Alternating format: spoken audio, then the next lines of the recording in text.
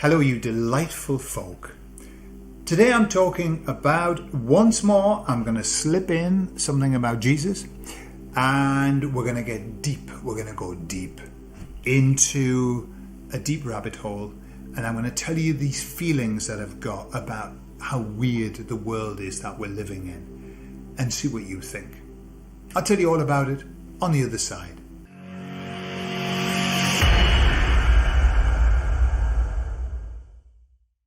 So I was meditating the other day, and I had a lovely chat with the emissaries, and I thought, hey, while I'm here, while I'm on, I'll just nip and have a touch base with Jesus, right? And remember, this is it's just a name, Christ consciousness, whatever. It's a different energy to the one that I talked to with the emissaries. It just feels different. It's very different, in fact, very different. So I got in touch with that energy, the Jesus energy, and I just said the question, so where do you think we are at the moment? Which is a very common question for me. Where are we at the moment? And the answer came, we're in the most beautiful part of the awakening. The most beautiful part. And I said, why is it the most beautiful part? And the answer came that this is the part in which people are waking up to themselves. Okay? Not quite the same as waking up to the world. There's waking up to the world, and then the next step is waking up to self. And so that's what he said, that it was the most beautiful part for him. Okay? And it just occurred to me to say, well, right, how many times, because I'm very, in my mind, it's very clear that this is a cycle that we go through. This isn't the only time that we've been here, mankind has been here. I'm just absolutely certain of it. And I said, so how many times have you seen this return back to, return to God, return to self, all of that? And he laughed and he said, more times than you could know. Okay? So obviously I wasn't here on all of them. And what he did was he showed me, right, imagine this is us, our earth, this is now, this period, okay? And he showed me like train carriages pulling up, and this carriage was in this period of time, and then it would leave, and then a new carriage would come with new people, and that would leave, and the idea was that this is constantly being used. This period of time is constantly being used.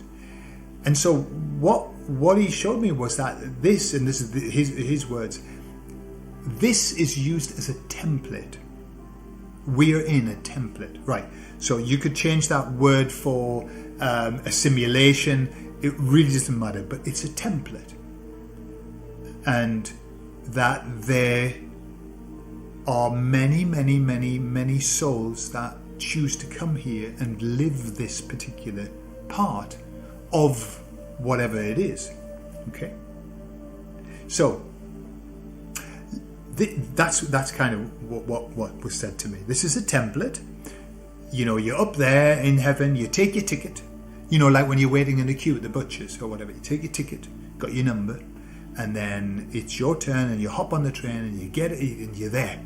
Okay? How long, what span that template is. Is it 100 years? Is it 200? I don't know. But this is definitely, the last days, living in the last days. This is a place that we come to. So that's why all of us have chosen to be here, to experience this particular part, because this is the best bit. This is the last 5 minutes of the film. So my mind was going off on a tandem. Yeah? It was going off on a tangent about all of this. And I was thinking, there was a story that I read about a Christian, a devout Christian who only believed the Bible. And somebody said to them, you say that God created the earth 6,000 years ago, and yet they find dinosaur remains of like millions of years ago. So how do you explain that? And the devout Christian says, That's because God put them there as a test of our faith, to test that we believe the Bible wholly, is the Word of God. And I remember, reading that and thinking, dearie me, what are people like? They just believe anything.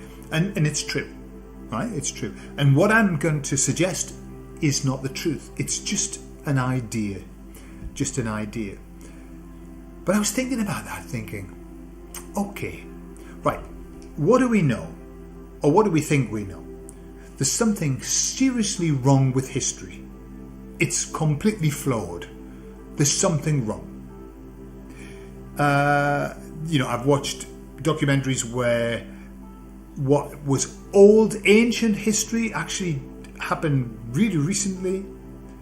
There's just something wrong with everything. There's something wrong with the story. Yeah? And I was thinking, right, so look, if this is a simulation and it's just a template, like, who wants to go to the last days? Me! Get down there. Everything, if it's a template, then when we come into it, everything's already there. The Bible's there. Imagine the Bible was created for this template. So we had the information, the clues and everything was created just for this template.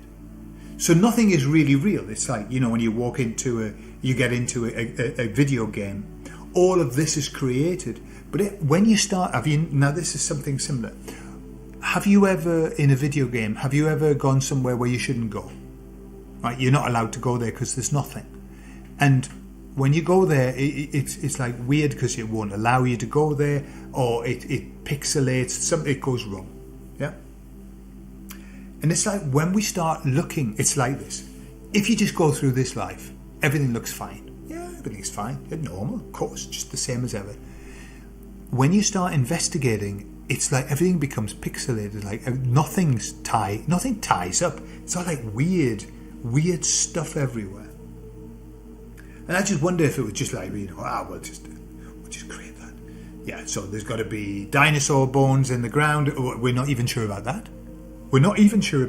Some people believe that they don't even exist because they've just invented them.